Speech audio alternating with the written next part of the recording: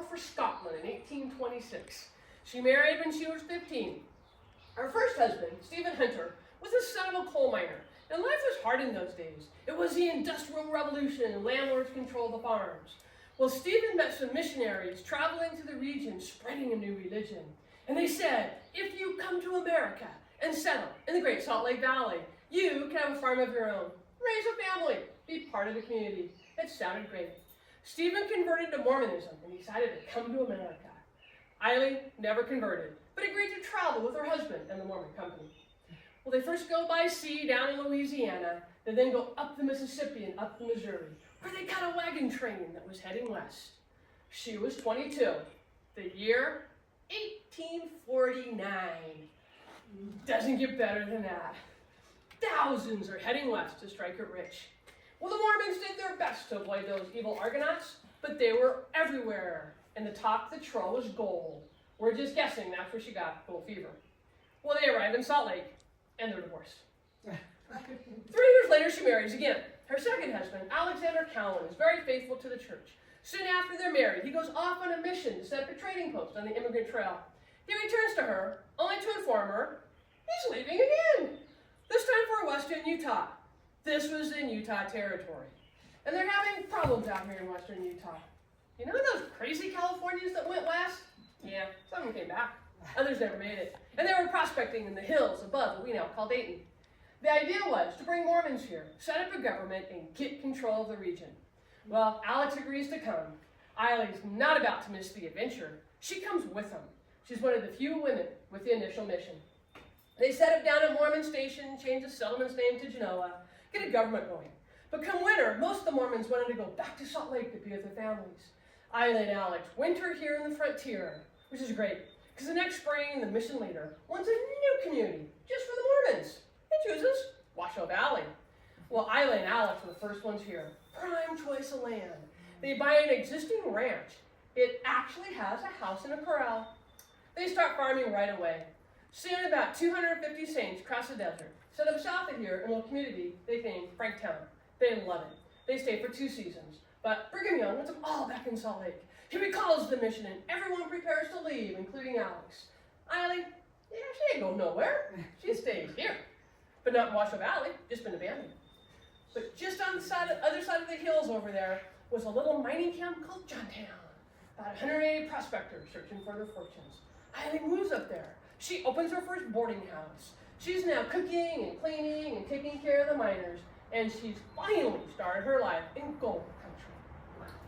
Well, what? Can I switch you? Yeah. Because they can't see you. Oh, well So then they can't see me.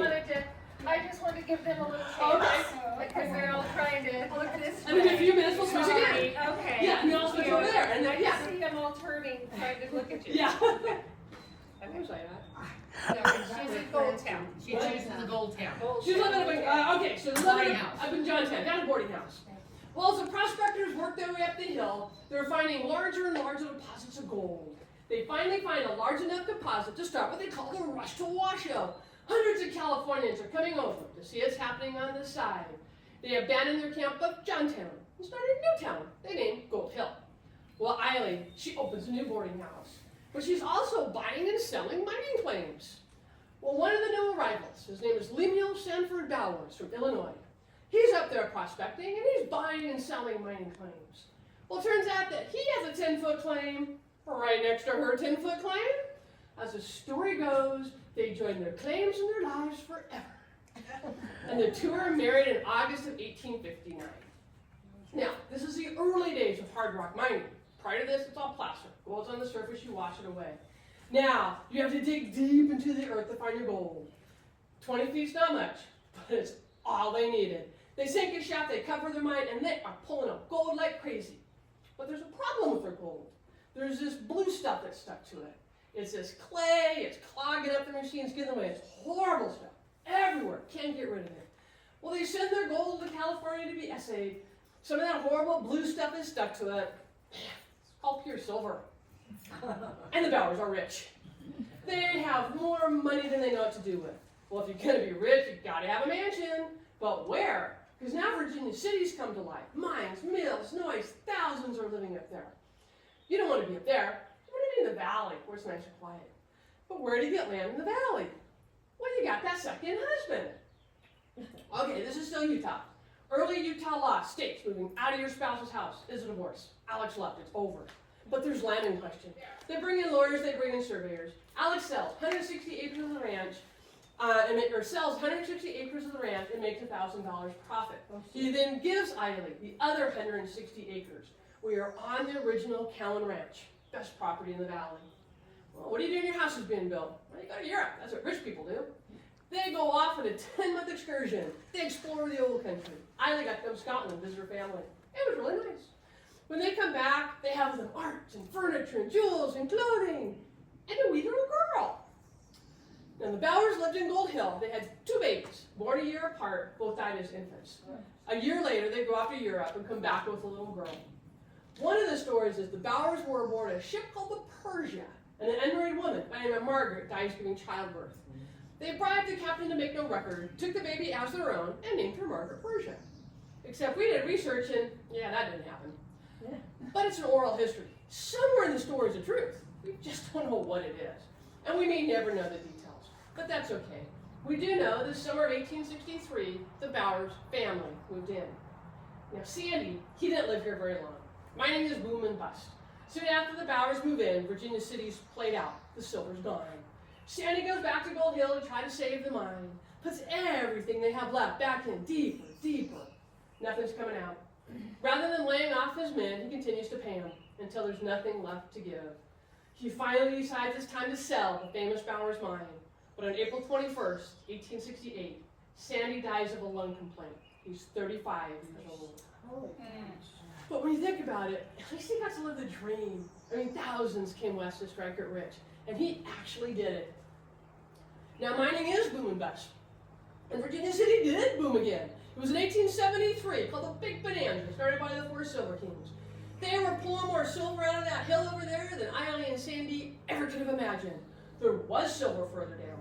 Sandy just didn't make it that far. Now, Eiley, all she has left is her house. She's a boarding house keeper. She adds on a 3rd story and opens up Bowers Mansion Resort. This became the place to go. Now, 2 weeks after Sandy died, Reno was born on the Transcontinental Railroad.